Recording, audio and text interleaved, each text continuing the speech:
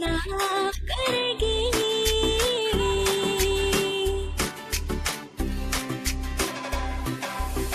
दुनिया जो बोले ना मुझको टेंशन, ट्रस्ट तोड़ूंगी ना मैं आपका। Welcome on call Shubhangi madam. Yes. Yes, thank you all of you. आणि थँक्यू सर माझं वॉर्म वेलकम केल्याबद्दल. येस, तर अमेझिंग असं सकाळचं सगळ्यांचं वर्कआउट झालेलं आहे.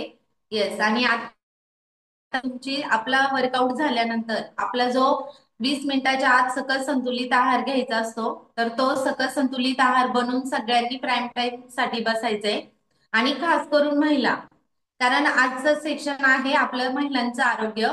आणि एका महिलेचं आरोग्य जर आपल्या अ, आयुष्यात येणाऱ्या समस्या काय येतात, कशामुळे येतात, महिलांचे जे प्रॉब्लेम असतात, तर ते जनरली प्रॉब्लेम आपले कोणते असतात महिलांमध्ये दैनंदिन जीवनामध्ये. मग ह्या प्रॉब्लेमचं सोल्युशन आपण काय केलं पाहिजे. एका महिलेला जर त्याचं कळलं की आपण आपलं आरोग्य कसं ठेवू शकतो, तर तीच महिला तिच्या मुलीला असेल, तिच्या सासूचं, तिच्या आईचं, म्हणजे सगळ्यांचं आरोग्य व्यवस्थित ठेवू शकते. म्हणून एक महिला शिकली, आपण म्हणतो एक महिला शिकली तर संपूर्ण घर शिकलं जातं. हे त्यासाठीच असतं की महिला ही घराचा कणा असते. म्हणून महिलेचं आरोग्य हे खूप महत्वाचं असतं. येस, तर जेवढे सरांनी सांगितल्या प्रमाणे जेवढे कोचेस आहे, तर प्रत्येक कोचेसनी जसं जमेल तसं लिहून घेण्याचा प्रयत्न करायचा आहे. येस, आणि आपल्याला मिळालेली इन्फॉर्मेशन, ज्या महिलांना पीसीओडीचा प्रॉब्लेम आहे, पीसीओडी का होतो, कशामुळे होतो, पीसीओडी होऊ नये म्हणून आपण काय काळजी घेतली पाहिजे, किंवा पीसीओडी झाल्यानंतर सुद्धा आपण काय हे केलं पाहिजे, कोणत्या प्रमाणात काळजी घेतली पाहिजे, ह्याचं मार्गदर्शन आज मी करणार आहे. आणि हा पीसीओडीचा प्रॉब्लेम जनरली आज आपण बघतोय की प्रत्येक महिलेमध्ये अ, म्हणजे 100पैकी आज प्रमाण त्याचं 80% गेलेलं आहे. एक घर सोडून प्रत्येक महिलेला हा पीसीओडीचा प्रॉब्लेम चालू झालेला आहे. आणि हा महिलांनाच पीसीओडीचा प्रॉब्लेम महिलांमध्येच नाही, तर आजकाल मुलींमध्ये पण हा प्रॉब्लेम खूप झपाट्याने वाढत चाललाय. याच्यासाठी आपल्या महिलांचं आरोग्य हे खूप महत्वाचं आहे. महिलांचं आरोग्य जर आपण व्यवस्थित आपल्या महिलांचं आरोग्य नाही ठेवलं, तर एक महिला म्हणजे आपल्या घराचा कणा असते. आपण म्हणतो की एक महिला जर आजारी पडली तर पूर्ण संपूर्ण घर आजारी पडल्यासारखं वाटतं. म्हणजे त्या घराचं काम, त्यांची दैनंदिन जे रुटीन असतं, जेवण, खाणं, पिणं, बाकी सगळं अस्ताव्यस्त होऊन जातं. म्हणून महिलेचं आरोग्य खूप महत्वाचं असतं. जर घरातलं बाकीचे जर कोणी आजारी पडले, मुलं असतील वगैरे, तर ती महिला सगळ्या घराला सावरून घेत असते. पण जी सावरणारी असते तीच जर आजारी पडली तर खूप प्रॉब्लेम येतात ना. येस, तर महिलांचं आपलं जर आरोग्य व्यवस्थित नसेल, तर महिलांमध्ये जे जनरली भारतामध्ये असतील किंवा इतर देशांमध्ये जे जनरली प्रॉब्लेम आढळून येतात, तर त्यामध्ये आहे कर्करोग. जो स्तनाचा कर्करोग असतो, गर्भाशयाचा कर्करोग असेल, स्तनाचा कर्करोग असेल, किंवा हृदयरोग, नैराश्य, किंवा काही काही महिला बघा थोड्या थोड्या गोष्टीवरून चिंता करत असतात किंवा मानसिक टेन्शन घेत असतात. घरामध्ये काही वाद चालले, नवऱ्यामध्ये काही पटलं नाही, किंवा मुलांचं काही टेन्शन असेल, काही घरातले प्रॉब्लेम असतील, तर त्या महिला टेन्शन मध्ये, मानसिक ताणतणाव टेन्शन मध्ये जातात. आणि ह्याचं चिंता ही खूप, म्हणजे हे जे मी आजार सांगितले, गर्भाशयाचा कर्करोग असेल, स्तनाचा कर्करोग असेल, हृदयरोग असेल, नैराश्य आणि चिंता, हे आजार महिलांमध्ये जास्त प्रमाणात आढळून आलेले आहेत. आणि हे माझं मत नाहीये, जागतिक लेवलमध्ये जी आपली म्हणजे आजाराचं प्रमाण आहे, हे प्रमाण महिलांमध्ये जास्त प्रमाणात आढळून येतं. मग हे प्रमाण महिलांमध्येच का जास्त प्रमाणात आढळून येतं, कारण महिलांच्या हार्मोन्स आणि महिलांच्या बॉडीनुसार ते प्रॉब्लेम आहेत, ते महिलांना जास्त झपाट्याने वाढले जातात. म्हणून ह्या समस्या जास्त करून महिलांमध्ये आढळून येतात. आता ह्या जर महिलांच्या समस्या आहेत, पण ह्या सगळ्या समस्यांमध्ये आजकाल आपण बघतो की पीसीओडीचा प्रॉब्लेम खूप मोठ्या प्रमाणात आढळून येतो. प्रत्येक महिलेला, ज्या महिलेचं वजन वाढलेलं आहे, किंवा आफ्टर डिलिव्हरी नंतर म्हणा किंवा ह्याच्यानंतर, महिलांना हे प्रॉब्लेम खूप येतात ह्याच्यामध्ये. आणि पीसीओडी म्हटलं की आपण महिला खूप घाबरून जातो की मला पीसीओडी झालाय म्हणजे मला मला हे झालंय. ज्या महिलांना मुलं होणार असतात किंवा प्रेग्नेन्सी राहत नाही त्या महिलांना सुद्धा पीसीओडी मुळे प्रेग्नेन्सी राहणं वगैरे हे प्रॉब्लेम हे चॅलेंज येतात. मग सतत डॉक्टरकडे जाणं, महागडी ट्रीटमेंट घेणं, पीसीओडीच्या प्रॉब्लेम मुळे जर गर्भ नाही राहिला तर आज आपण बघतो 2-2, 3-3 लाख रुपये त्यांना महिला डॉक्टरांची फी पे करावी लागते. मग हा इतका मोठ्या प्रमाणातला आजार आहे का? नाहीये. तर पीसीओडीला जास्त प्रमाणात घाबरून जायचं काहीच गरज नाहीये. कारण पीसीओडी जी होती त्याची लक्षणं वगैरे मी तुम्हाला सांगणारच आहे. आता पीसीओडी म्हणजे काय असतं? तर पीसीओडीचा लॉंग फॉर्म आहे पॉलिसिस्टिक ओव्हरी डिजीज म्हणजेच पीसीओडी. ओके. आणि पीसीओडी म्हणजे काय तर महिलांच्या अंडाशयामध्ये ज्या आपल्या छोट्या छोट्या गाठी तयार होतात आणि त्या गाठींमुळे आपलं हार्मोन चेंजेस होतं म्हणजे असंतुलित होतं. आणि हार्मोन चेंजेस झाल्यामुळं आपल्याला जी अनियमित महिलांना मासिक पाळी येते ती अनियमित होते. आणि त्या अनियमितपणामुळे तुम्हाला पीसीओडीचा प्रॉब्लेम डॉक्टर सांगून जातात की तुम्हाला आता पीसीओडी झालेला आहे. तर आता आपण बघितलं की पॉलिसिस्टिक सिस्ट म्हणजे तरी काय आहे की जे तुम्हाला त्याच्यामुळे पीसीओडीचा प्रॉब्लेम येतो. म्हणजे तो कशामुळे? सिस्ट म्हणजे काय तर जे आपल्या गर्भाशयामध्ये ज्या पाण्याने भरलेल्या ज्या छोट्या छोट्या पिशव्या असतात, आपण गर्भाशयातल्या पिशव्या म्हणतो ना, तर त्या छोट्या छोट्या पिशव्या ज्या असतात त्या जर पाण्याने भरल्या तर त्याच्यामध्ये अंडाशयामध्ये त्याचं रूपांतर पुढं होऊन अंडाशयामध्ये रूपांतर होतं. म्हणजे गाठी आपण म्हणतो अंडाशयाची. तर त्या गाठी निर्माण झाल्यामुळे तुम्हाला पीसीओडीचा प्रॉब्लेम हा चालू होतो. त्याच्यानंतर हार्मोनियम असंतुलित म्हणजे काय? आपण म्हणतो बघा प्रत्येक महिला डॉक्टरकडे गेली तर तिला काही प्रॉब्लेम झाला, पाळी आली नाही किंवा पिशवीचा काही प्रॉब्लेम झाला, तिचं वजन वाढत आहे किंवा ऍसिडिटी होतीये, म्हणजे असे बरेचसे प्रॉब्लेम जर महिलांची निगडीत असतील आणि डॉक्टरांकडे गेले तर डॉक्टर काय म्हणतात तुमचा हार्मोन इम्बॅलन्स झालाय किंवा हार्मोन चेंजेस झाले. तर हार्मोन असंतुलन झाल्यामुळे सुद्धा पीसीओडी मध्ये खूप मोठ्या प्रमाणात त्यात परिणाम होत असतो. आता पीसीओडी मध्ये शरीरामध्ये जे आपल्या इन्ड्रोजन म्हणजे पुरुष हार्मोन, आपल्या शरीरामध्ये जसं स्त्री हार्मोन असतात तसं पुरुष हार्मोन पण असतात. आता हे हार्मोन जर पुरुष हार्मोनचा जर स्तर वाढला म्हणजे स्त्री हार्मोन्स पेक्षा आपल्या शरीरामध्ये पुरुष हार्मोनचा जर स्तर वाढला तर त्याच्यामुळे आपली हार्मोन्स चेंज झाल्यामुळे आपल्या शरीरामधले जो पाळीचा प्रमाण नाही का पाळी अनियमित येणे हे प्रॉब्लेम वाढले जातात.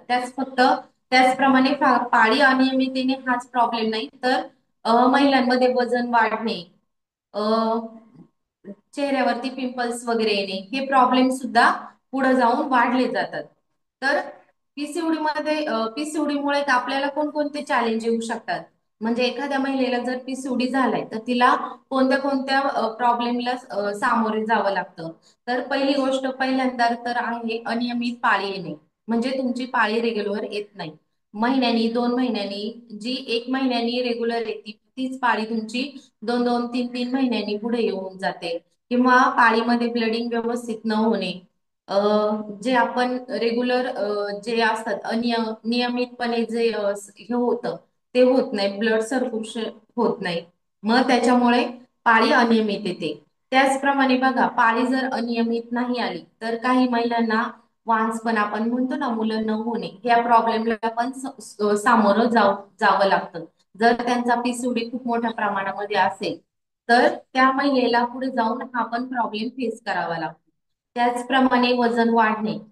पहिला प्रॉब्लेम तर चालू होतो तुमचा वजन वाढणे. वजन वाढल्यानंतरच तुमचे हार्मोन इम्बॅलन्स होतात आणि त्याच्या पुढे तुम्हाला पीसीओडीचा प्रॉब्लेम चालू होतो. ज्या महिला बघा पीसीओडीचा प्रॉब्लेम आहे ना डॉक्टर त्यांना नेहमी सजेस्ट करतात तुमचं मॅडम वजन कमी करा, नियमित व्यायाम करा, व्यवस्थित आहार घ्या. मग हे प्रॉब्लेम कशामुळे होतात तर फक्त वजन वाढल्याच्या ह्याच्यामुळे. प्लस दुसऱ्या गोष्ट ह्याचा इफेक्ट आपला पीसीओडी झाल्यानंतर महिलांना त्याचा इफेक्ट त्यांच्या चेहऱ्यावर पण दिसून येतो. पिंपल्स येणे, मुहावरे आपण म्हणतो, केस गळणे हे पण चॅलेंज येऊ शकतात. चेहऱ्यावरती नाही का पिंपलचे छोटे छोटे डाग येणे. प्लस तिसरा गोष्ट तुम्हाला फेस करावा लागतो तो म्हणजे मेटाबॉलिझम सिंड्रोम. म्हणजे बघा, एखादं म्हणतो ना तुमचा मेटाबॉलिझम व्यवस्थित नाही राहिला. आता मेटाबॉलिझम म्हणजे काय, तर ते तुम्हाला ज्यांनी बॉडी चेकअप केलेली आहे त्यांच्या कोचने तुम्हाला मेटाबॉलिझम म्हणजे काय हे तुम्हाला सांगितलं असेल.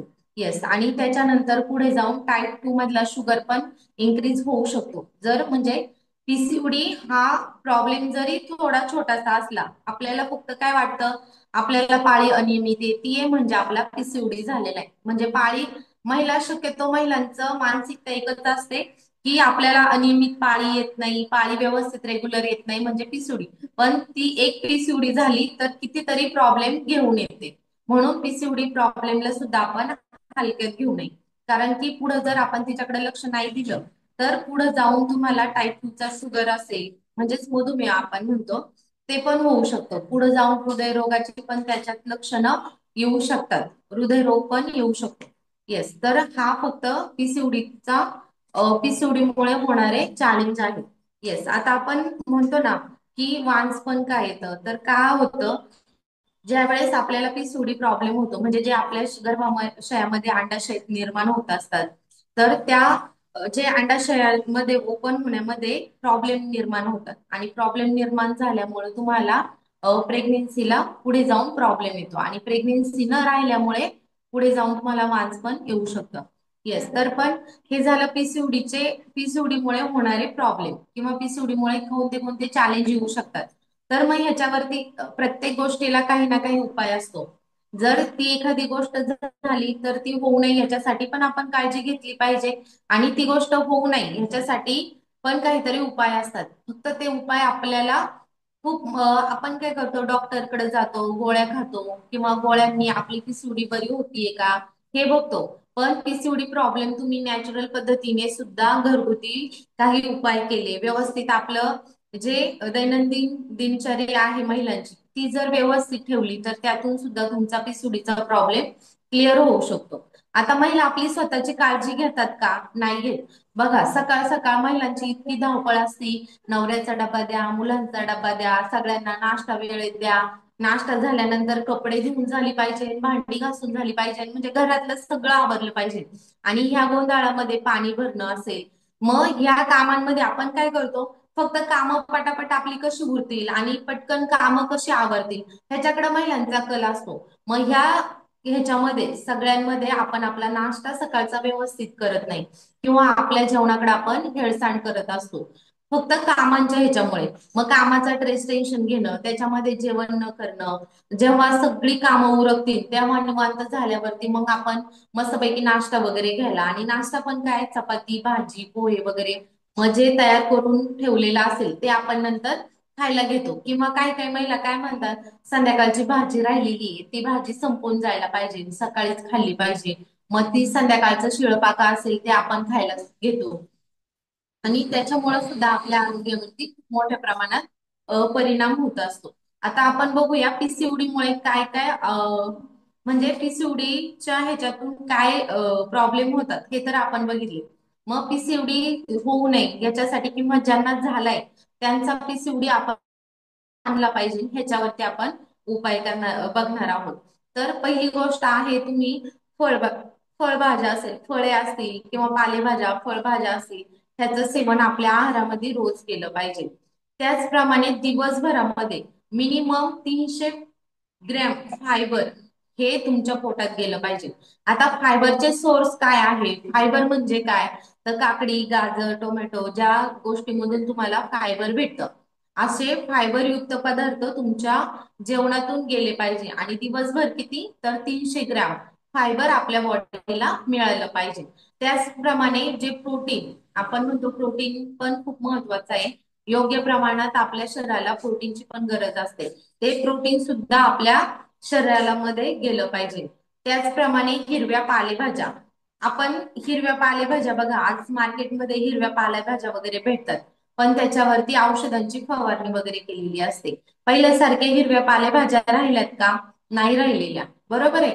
मग हिरव्या पालेभाज्यामधून जे जे आपल्याला विटॅमिन्स वगैरे मिळतात किंवा जे हे भेटतं ते आजकाल त्या ह्याच्यातून भेटत नाहीये.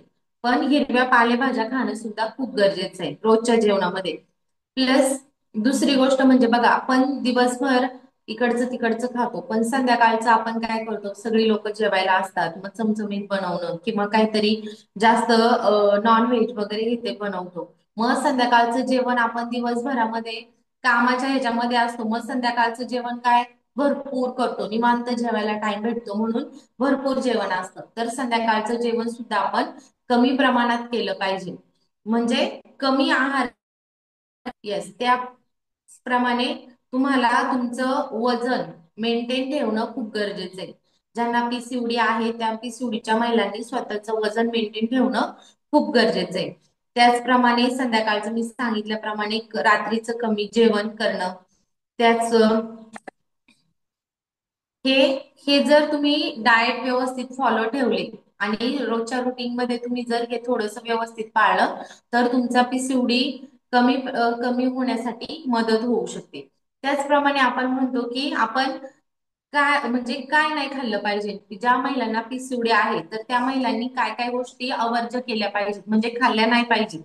तर त्याच्यामध्ये आहे सफेद ब्रेड, पास्ता प्लस पेस्टिसाइडचे जे आपले फूड आहे, बेकरी युक्त फूड असतील ते तुम्ही खाल्ले नाही पाहिजे. त्याप्रमाणे मैदा असतील, मैद्याचे जे फूड असतील बेकरी युक्त मैदा जास्त वापरला जातो ते प्रॉडक्ट तुम्ही खाल्ले नाही पाहिजेत.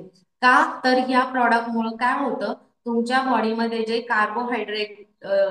कार्बोहायड्रेट रक्त शर्करा असते ही ह्याचं स्तर पटकन वाढलं जातो ह्या पदार्थांमुळं, पेस्टिसाइड पदार्थांमुळं. आणि हा जर कार्बोहायड्रेट रक्त शर्कराचा जर आपला स्तर वाढला तर त्याच्यामुळे सुद्धा तुम्हाला पीसीओडीचा प्रॉब्लेम येऊ शकतो. त्याचप्रमाणे बघा, पेयामध्ये सोडा असेल, ज्यूस असेल, बाहेरचे जे थम्सअप वगैरे आपण पितो त्याच्यामध्ये सुद्धा मीठ आणि साखरेचं प्रमाण जास्त असतं. म्हणजेच काय तर ज्या पदार्थांमध्ये मीठ आणि साखर जास्त प्रमाणात वापरली जाते त्या पदार्थाचं सेवन आपण कमी प्रमाणात केलं पाहिजे. तर हे झाले तुमचे पीसीओडीला तुम्ही आटोक्यात आणण्यासाठी काय न खाल्लं पाहिजे, काय खाल्लं पाहिजे ह्याचा. हे जर रुटीन तुम्ही व्यवस्थित ठेवलं तर तुम्ही तुमच्या पीसीओडीचा जो काही महिलांचा प्रॉब्लेम असेल तो तुम्ही नियमित हे करू शकता. त्याचप्रमाणे बघा, आता मी तुम्हाला दिवसभर काय खाल्लं पाहिजे, फायबर घेतलं पाहिजे, प्रोटीन घेतलं पाहिजे, पालेभाज्या खाल्ल्या पाहिजे किंवा हे जे सगळं सांगितलं हे डॉक्टरी भाषेतलं हे झालं. पण तुम्ही जर पाहिलं तर आता प्रत्येक महिला दिवसभरामध्ये हिरवी पालेभाज्या खाऊ शकते का? प्रत्येकालाच रोज फ्रूट भेटतील असं पण नाहीये. फायबर मिळलं तर तुम्हाला पण माहित नाही कोणत्या घटकापासून आपल्याला फायबर भेटतं आणि त्याच्यातून आपल्याला तेवढंच फायबर भेटेल का हे माहिती आहे का? नाही माहिती. प्लस आपल्याला आपण काय खाल्ल्यावरती आपल्याला प्रोटीन भेटतं हे माहिती असतं, पण प्रत्येक ह्याच्यातनं तुम्हाला जेवढ्या प्रकारचे प्रोटीन आपल्याला लागतं ते सगळेच प्रोटीन त्या घटकातून माहिती भेटेल असं माहित असतं का? नाही. येस, मग ह्यासाठीच आपण बघतो की ज्या आपल्या कॉलवरती नियमित व्यायाम करून घेतला जातो, तुम्हाला सकस संतुलित आहार प्रोव्हाइड केला जातो, तुमचं कॅलरी मॅनेजमेंट करून तुमचं वजन एकदम तुम्ही आयडियल वरती कसं याल ह्याच्यासाठी उपाय केला जातो. आणि हे रुटीन जर तुम्ही इथं कॉलवरती करत असाल किंवा आपल्या ह्याच्यातून करून घेतलं जातं, कम्युनिटीकडनं करून घेतलं जातं, मग त्यावेळेस तुमचा पीसीओडीचा प्रॉब्लेम असू द्या किंवा वजन जास्त वाढलेले असेल किंवा कोलेस्ट्रॉलचा प्रॉब्लेम असेल, ऍसिडिटीचा, हे सगळे प्रॉब्लेम कमी व्हायला मदत होतात. का तर कम्युनिटीमध्ये आल्यानंतर तुम्हाला एक चांगली सवय लागते. पहिली गोष्ट, तुम्ही सकाळी सकाळी व्यायाम करता, स्वतःला वेळ देता. दुसरं, तुम्ही सकाळचा जो नाश्ता आहे तो कमी कॅलरीमध्ये, आणि दुसरी गोष्ट म्हणजे सगळे न्यूट्रिशन आपल्या बॉडीला जे लागतात, म्हणजे तुम्ही रोज हिरवे पालेभाज्या असेल, फळ असेल हे खाऊ शकत नाही किंवा कडधान्य असतील, म्हणजे जे आपल्या बॉडीची नीड आहे न्यूट्रिशन, हे सगळे अन्न घटक 114 प्रकारचे घटक आपल्या फ्युलमध्ये आहेत, जो आपला फॉर्म्युला 1 आहे त्याच्यामध्ये आहेत. आणि हे घटक जर आपल्या बॉडीमध्ये गेले तर तुमची प्रोटीन असेल, फायबर असेल, कॅल्शियम असेल किंवा मिनरल्स, याची सगळ्याची नीड जी आहे ती पूर्ण केली जाते. आणि त्याच्यातून तुमचं वजन किंवा तुमची फॅट आपण म्हणतो ती फॅट कमी व्हायला मदत केली जाते. म्हणून सकाळचा नाश्ता कमी कॅलरीचा, प्लस तुमचं दुपारचं जेवण, आणि संध्याकाळी आपण बघा ज्यांचं वजन खूपच जास्त आहे त्यांना कोच तुम्हाला संध्याकाळचं फक्त फ्यूल घेण्यासाठी प्रोव्हाइड करतात. का तर शास्त्र पद्धतीने पण सांगितलंय संध्याकाळी 7च्या नंतर एकतर तुम्ही जेवू नये आणि जेवलात तर तुम्ही म्हणजे कमी जेवण केलं पाहिजे किंवा जे सात्विक जेवण आहे तेच खाल्लं पाहिजे. सात्विक जेवण म्हणजे काय? डाळ, भात, भाजी आपली जी असेल ती पण 7च्या आत. पण ह्याच्यातून सुद्धा तुम्हाला सगळंच न्यूट्रिशन प्रॉपरली भेटेल असं होत नाही. कारण आपण जेवताना फक्त कडधान्य असेल, पालेभाज्या असेल एवढंच खातो. बाकीचं न्यूट्रिशनचं काय? मग त्यासाठी आपण संध्याकाळचं सुद्धा जर तुम्ही शेक घेतला तर त्यातनं सुद्धा तुम्हाला पूर्ण न्यूट्रिशन प्रॉपरली मिळून जातं. आणि ह्या न्यूट्रिशनच्या ह्याच्यामुळे तुमचा वजन कमी व्हायला मदत होते. तुमचे हार्मोन्स इनबॅलन्स झालेले असतात ते व्यवस्थित येतात व्यायाम केल्यामुळे. आणि त्याच्यातनं जर तुम्ही सकस संतुलित आहार घेतला तर तुमचं वजन कमी होऊन तुमचा जो पीसीओडीचा प्रॉब्लेम आहे किंवा पीसीओडीचा प्रॉब्लेम चॅलेंज असेल किंवा काहींना गर्भ राहायला प्रॉब्लेम येत असेल किंवा वजन वाढलेलं असेल ते कमी करायचं असेल ह्याच्यासाठी खूप मोठ्या प्रमाणात मदत होते. आता येस, तर हे झालं. त्याचप्रमाणे बघा मी मग अशी म्हटलं होतं फायबरचं. जर तुम्हाला फायबरला सोर्स हे नसेल तर आपल्या ह्याच्यामध्ये ऍक्टिव्ह फायबर म्हणून सुद्धा पावडर फॉर्म मध्ये किंवा टॅबलेट फॉर्म मध्ये आहे. ज्यांना डायजेशनचा पीसीओडीचा प्रॉब्लेम आहे अशा महिलांनी फायबर सुद्धा आपल्या ह्याच्यामध्ये फ्युल मध्ये जर प्रत्येकाने फ्युल तर घेणं गरजेचंच आहे. पण त्यासोबत जर तुम्ही फायबर ऍक्टिव्ह फायबर म्हणून ते जर चालू केलं तर तेही तुम्हाला खूप छान प्रकारचं हेल्प करेल. आणि दुसरी गोष्ट म्हणजे महिलांचे पिशवीचा प्रॉब्लेम असेल, पीसीओडीचा प्रॉब्लेम असेल किंवा महिलांच्या पाळी संदर्भातला प्रॉब्लेम असेल यासाठी आपल्या कम्युनिटीच्या ह्याच्यातून किंवा आपल्या ह्याच्यामध्ये वुमन चॉईस हे एक छान इतकं छान प्रॉडक्ट आहे की जे महिलांच्या आरोग्यासाठीच खास बनवलेले आहे. म्हणजे महिलांचं कोणत्याही प्रकारचं जरी आरोग्य असेल, पिशवीचा प्रॉब्लेम असेल किंवा महिलांचे खूप सारे प्रॉब्लेम असतात. महिनी पाळी येत नाही, आली तरी व्यवस्थित पोट दुखणं वगैरे म्हणजे बरेच चॅलेंज असतात महिलांना. या सगळ्या चॅलेंज वरती तुम्हाला वुमन चॉईस हा एक प्रकारचं खूप छान अशी टॅबलेट आहे. त्या महिलांना प्रॉब्लेम नाहीये, त्यांनी घेतली तरी तिचा काही साईड इफेक्ट नाहीये. पूर्ण बिना साईड इफेक्टची आपली टॅबलेट आहे वुमन चॉईस. ती तुम्ही कोणीही घेऊ शकता. ज्यांना प्रॉब्लेम आहे त्या पण घेऊ शकतात स्वतःच्या आरोग्यासाठी. आणि ज्यांना पीसीओडीचा किंवा आपण थायरॉइड असेल, महिलांना जे प्रॉब्लेम असतात जनरली पाळीचा इश्यू असेल किंवा हे असेल तर त्या महिलांनी सुद्धा वुमन चॉईस ही जर टॅबलेट चालू ठेवली तर तिचा खूप छान रिझल्ट तुम्हाला मिळून जाईल. येस, तर थँक्यू मला आज पीसीओडी बद्दल माहिती सांगण्यात हे दिलं. येस, तर थँक्यू सर. आणि मी माझं स्वतःच बद्दल पण सांगू शकते.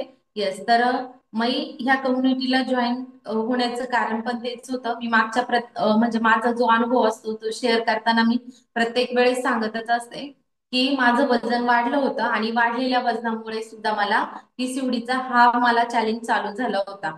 म्हणजे आपलं जी मासिक पाळीचं जे अनियमितपणा होता तो माझ्या ह्याच्यामध्ये पण चालू झाला होता. आणि पुढे जाऊन मला पण माहिती की जर आपली पाळी अनियमितपणे आली तर पुढे जाऊन आपल्याला कोणते कोणते प्रॉब्लेम फेस करावे लागतील. ह्याचा ज्यावेळेस मी अभ्यास केला त्यावेळेस म्हटलं की हा प्रॉब्लेम आपल्याला कमी दिसतोय पण पुढे जाऊन जर वाढत गेला तर खूप सारे म्हणजे कमी वयामध्ये खूप सारे मला प्रॉब्लेम चॅलेंज सामोरे जावे लागतील. बस म्हणून मी या कम्युनिटीला जॉईन झाले आणि मी माझं 2.5 महिन्यामध्ये 10 kg वेट कमी केलं होतं. आणि जेव्हापासून मी माझं जेवढं वजन कमी केलं त्याच वजनावरती मी आज स्टेबल आहे. येस, आणि दुसरी गोष्ट म्हणजे मी जेव्हापासून या कम्युनिटीला जॉईन झाले 15 दिवसातच माझं जो पीसीओडीचा प्रॉब्लेम आहे तो क्लिअर झाला. आणि तेव्हापासून मी व्यवस्थित माझं मंथली रुटीन आहे ते व्यवस्थित चालू आहे. त्याच्यामध्ये कोणताही बिघाड होत नाही किंवा नाही का अनियमितपणा येत नाही. हे फक्त माझ्या कम्युनिटीमुळे मला शक्य झालं.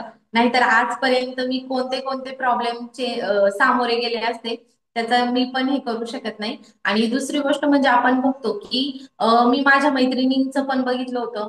आता आपण 30-35 एज मध्ये काही नाही का मैत्रिणींच्या पिशव्या काढलेल्या आहेत. म्हणजे हा प्रॉब्लेम महिलांमध्ये खूप मोठ्या प्रमाणात येतं. जर तुम्हाला पीसीओडीचा प्रॉब्लेम झाला तर आपण त्याच्याकडे जर दुर्लक्ष केलं तर पुढे जाऊन तुमची पिशवी काढणं किंवा हे चॅलेंज तुम्हाला फेस करावे लागतात आणि हे चॅलेंज जर तुम्हाला फेस करावे लागतील तर नक्कीच आपण आपलं आयुष्य कुठेतरी कमी करतोय. आणि आपल्याला आपलं आयुष्य जर चांगलं सुखद आणि आपण म्हणतो ना पुढचं आयुष्य जर चांगलं निरोगी आणि व्यवस्थित जगायचं असेल, एन्जॉय करत जगायचं असेल तर स्वतःकडे जास्त नाही, फक्त थोडा वेळ द्या आणि आपलं आयुष्य व्यवस्थित हे करा. Yes, thank you sir. Yes, thank you so much. Superb and amazing information. एक वेळा आपण जोरदार क्लॅपिंग करूया. Yes, miss Shubhangi Darekar madam आणि अमेझिंग ज्यांनी स्वतः अनुभव घेतलाय. आपण कुठलेही आजार बरे करत नाही, बट जीवनशैलीमध्ये आहारामध्ये जसे आपण बदल करतो तसे आपले आजार ऑटोमॅटिकली बरे होतात. आणि डॉक्टरांची कुठली ट्रीटमेंट तुमची सुरू असेल तर तुम्हाला ट्रीटमेंट बंद नाही करायची, ट्रीटमेंट तुम्हाला सुरूच ठेवायची आहे. काही चॅलेंजेस जसे जसे तुमचे कमी होतील तसे डॉक्टरांच्या सल्ल्याने बऱ्याचशा गोळ्या लोकांच्या कमी होतात. कारण जेव्हा जीवनशैलीमध्ये बदल करतो नक्कीच आपल्या टॅबलेट बंद व्हायला सुद्धा मदत होऊ शकते. बट इलनेसच्या अगोदर वेलनेस तुम्ही नक्कीच अवलंबलं पाहिजे आणि आजार झालेच पाहिजे त्याच्यासाठी करण्यापेक्षा आजार होऊ नये त्याच्यासाठी तुमच्या वेलनेस कोचचा सल्ला घ्या. तुमचे आरोग्य सल्लागार तुम्हाला नक्कीच खूप छान अशी मदत करतील. आणि आपण रोज सकाळी जो वर्कआउट करून घेतो, संध्याकाळी जी वर्कआउट करून घेतो आणि हे जे प्राईम टाइम सेशन करून घेतो, याचे कुठलेही चार्ज आपण बेअर करत नाही. त्यामुळे तुम्ही खूप साऱ्या समाजातील लोकांना इन्व्हाइट करू शकतात आणि स्वतःमध्ये झालेला बदल आपण इतरांना शेअर सुद्धा करू शकतो. थँक्यू म्हणायचंय आपल्या कोचला. फक्त नवीन व्यक्ती कॉलवर थांबतील.